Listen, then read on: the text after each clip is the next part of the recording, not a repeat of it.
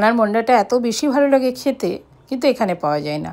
তো সেই জন্যই বাড়িতে বানিয়ে নিলাম আজকে, আর সেটা আপনাদের সঙ্গে শেয়ার করলাম। যদিও বানানো খুব সহজ।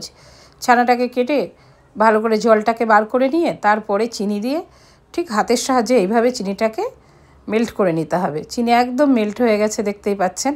এবার বসাবো উনুনে। উনুনে বসানোর পর সমানে নাড়তে হবে, নাড়াতে কিন্তু ছাড়লে হবে না। এইভাবে সমানে নাড়তে থাকতে হবে। আর তারপরে যখন বেশ শুকনো শুকনো হয়ে আসবে তখন হয়ে গেছে, এবার নামিয়ে নেব।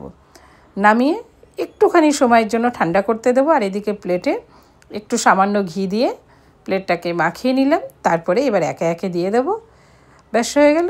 তারপরে 2 মিনিট পরে একটার উপর একটা দিয়ে ভালো করে সাজিয়ে তৈরি ছানার মন্ডা। এটা আমার এক কাকু যখন বানাতো দোকানের জন্য, তখন গিয়ে আমি গরম গরম এটা খেতাম, আর সত্যি খেতে দুর্দান্ত লাগতো। কিন্তু এখন তো আর সেই কাকুর কাছে